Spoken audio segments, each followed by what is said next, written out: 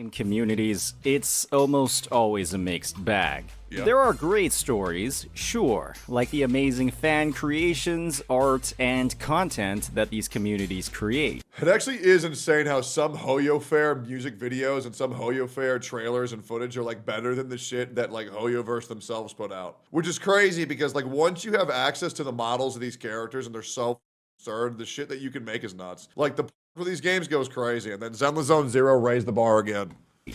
But there are also many horror stories, especially when it comes to the most unhinged part of these He said horror stories, not horror stories. Your mother isn't in this video.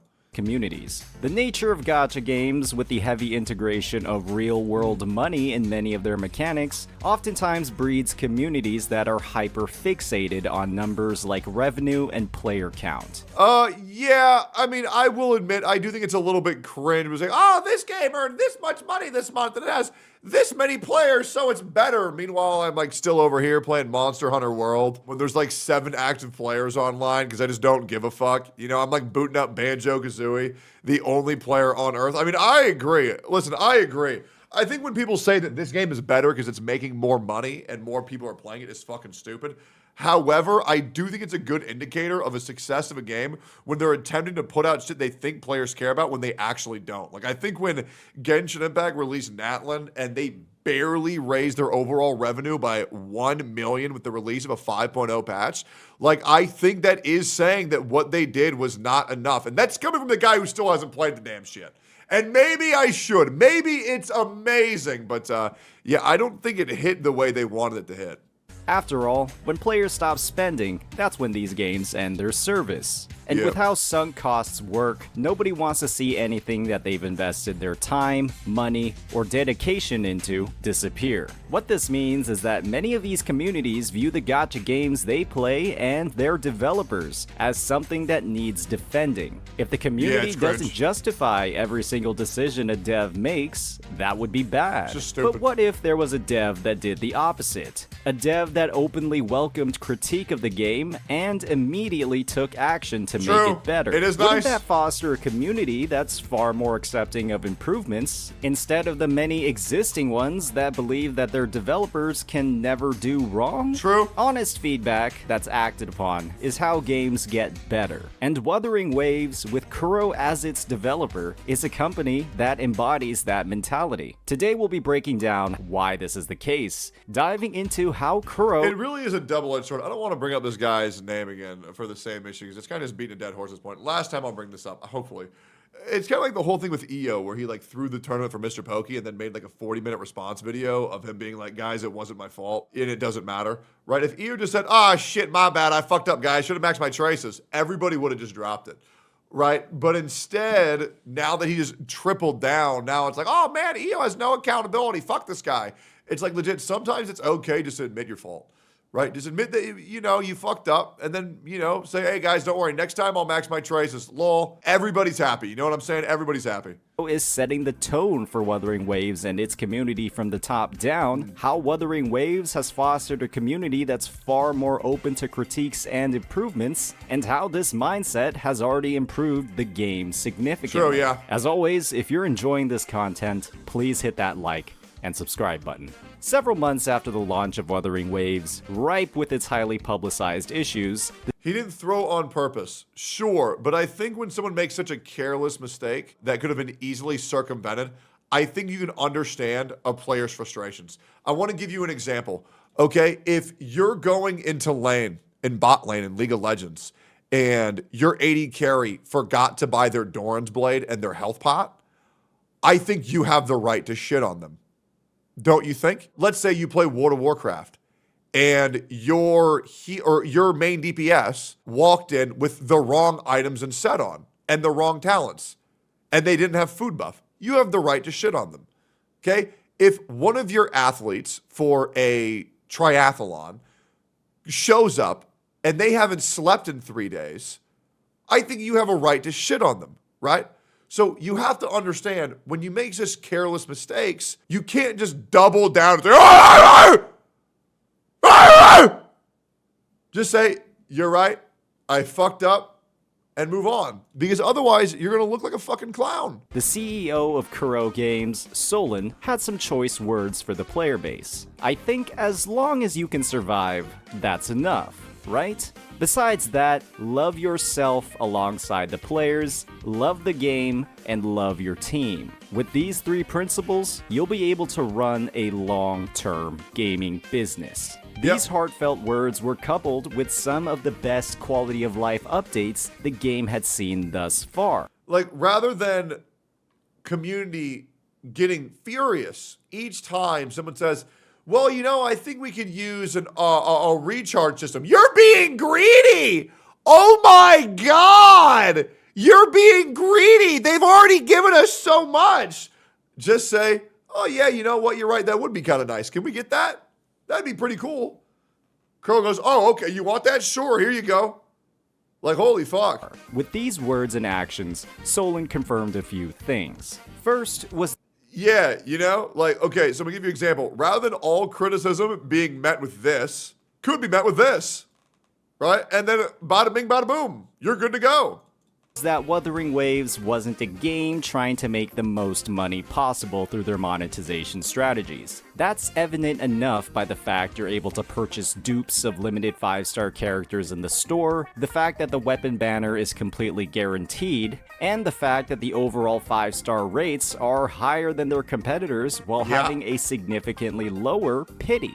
Any person who's spent in Wuthering Waves, in comparison to some of the top games in the market, understands that they're getting far more value relative to those peers. True. Second was that Wuthering Waves players knew that Kuro acknowledged and would actually listen to their complaints. True. Incredible acts of compensation like the massive number of pulls and free standard characters for the launch troubles had players feeling like their complaints were being heard. And what that meant was that these complaints were actually worth making and weren't being sent into a black hole, much like those made in other games. I agree. Having a good content loop is great. You can't just double down and say, "Ah!"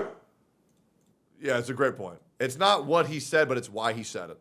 When Kuro led the industry with these sweeping updates to improve the overall experience for players, and actual industry leaders had to follow in their footsteps, this only further reinforced a constructive mindset across the community when it came to their suggestions to improve the game. Other communities were seeing how Kuro raised the bar, and were demanding the same for their games. All of that toxic positivity, bred through years of Hoyoverse games leading the market, is slowly disappearing, and the end result is that gacha games as a whole are becoming a much better experience for— The worst thing is you have these limp dick, pencil neck dork content creators who fed in to the toxic positivity mentality and just pandering to Twitter on every single video, on every single stream, and now all of their careers are fucking obliterated. Because they know the fucking games suck. And now whenever they talk positively about them, people are like, bro, are you fucking stupid? Because it just doesn't work anymore. Right? It doesn't work anymore, man. Because they're full of shit. All players. However, this wasn't the case very early on in Wuthering Waves' release. Gacha tribalism and that very same sense of toxic positivity was very strong back in those days. And what this meant was that a huge number of content creators and players who had critiques for Wuthering Waves were facing the same kind of backlash that we had seen in prior gacha titles. True. Don't believe me? Let's take a look at one of my older videos. True. How to make Wuthering Waves better. In this video, I highlighted several gameplay features within Zenless Zone Zero that I thought would be great additions to Wuthering Waves. Absolutely. Things like an expedited daily system that would give a greater reward for spending wave plates. Things like more interactivity with playable characters in the overworld. Things like adding more replayability to the elusive realm. These were suggestions that, on paper, weren't too unreasonable. Absolutely. And would, without a doubt, improve the game for many players. 100%. But how dare I say that Kuro did something wrong? This video got completely obliterated. It's not too bad. One of the worst— However, it's still a lot of dislikes for sure. Dislike. I wouldn't give a fuck about this. I only give a fuck if the dislikes get over halfway of the video. And even still, I'm like, nah, who cares? Ratios I'd ever seen. People had some very— I never put out content with the idea that everybody has to agree with it. very familiar response. No, but for real, like, I as a content creator, I never put out these videos and I never go on stream and think, how do I appeal to the largest demographic possible every single time I say a sentence? I don't care. I just let shit rip and I just either try to piss people off for fun or just say how it is. I just have no interest in doing that, okay? And once again, I've gone over this many times, right? I understand that every single time you make an opinion, you alienate your audience. You do. You absolutely do. But, like, the thing is, I don't want to live in a world where, like, I have this mask on for who I am, and the moment it drops, I lose my entire audience. No, my chat already knows that I'm a piece of shit. Who cares? Responses to these suggestions. Things like, Woo-Wah is an open world.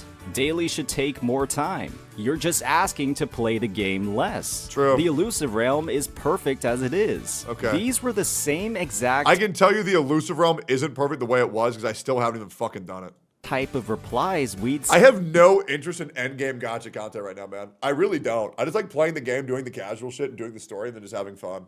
I don't know. Maybe I should get back into it. Who knows? see to any suggested improvement to games like Genshin Impact. Maybe I should try it. Hoyoverse, the developers. What about MOC? I will say I do really like MOC. MOC and HSR is really fun. Go ahead and ignore all of these suggestions to improve their game. This only further reinforced the mindset that the developers knew best and never had to listen to their players. And what did Kuro do instead? They went ahead and implemented all of these changes that I had previously gotten raked over the coals for. Yep. They increased the wave play daily from True. 20 points to 60. They added It was just interactivity obvious with changes. playable characters in the overworld. Yep. And they added more rewards and a refresh to the elusive realm. The developers are the people that set the tone for their game's community. If a developer refuses to act on feedback, that sends a strong message to the Dway crying because people were shit talking his game was one of the most pathetic things I've ever seen in gaming, and this guy should have been ridiculed way more for what he did. This shit was pathetic. community. Anybody Here's an idea. Instead of crying about people saying your game isn't good, how about you fucking fix it? critiquing our game is wrong. And that drives the mindset across its players that there is something wrong with people who don't like everything about the game. And that's toxic positivity. By implementing so many changes and updates this early on in the game's lifecycle, Kuro has effectively opened the door to a far healthier community dynamic where players and content creators aren't afraid to point out when something is bad or needs improvement. When content creators were running the risk of losing their communities or viewership for having any negative opinion about the game, that heavily influences the content that they create as well. In Wuthering Waves, that fear has been quelled. Absolutely. And it couldn't have happened without the actions of the developers. And now this one developer, Kuro Games, they're bringing this mindset of constructive feedback over to games that have had millions, if not billions more in budget, a much larger player base, and far more years of developer experience. Yeah, I think Wuthering Waves is the best thing to ever happen to Hoyoverse. Kuro Games has set the benchmark when it comes to a developer interacting with their community. And now the Wuthering Waves community is easily the strongest it's ever been. There simply aren't as many people doom posting the August revenue numbers. People know that it's a filler patch with slightly less desirable characters, and people understand what Kuro is doing. You can say a lot of things about Kuro Games, but one thing for certain is that they truly do love their players. They do. As always, if you enjoyed this content, Yeah, great fucking video. I mean, I'm excited for Wuthering Waves 2.0, which is apparently coming out a lot sooner than a lot of people might think. And I think that shit is going to be good as fuck. But yeah, I mean, Wuthering Waves is fucking awesome. I will always go back every single patch to see what they have. Yeah, it's good as fuck. I still need to check out Robot Arm Guy, but we'll see. But yeah, great fucking video, man.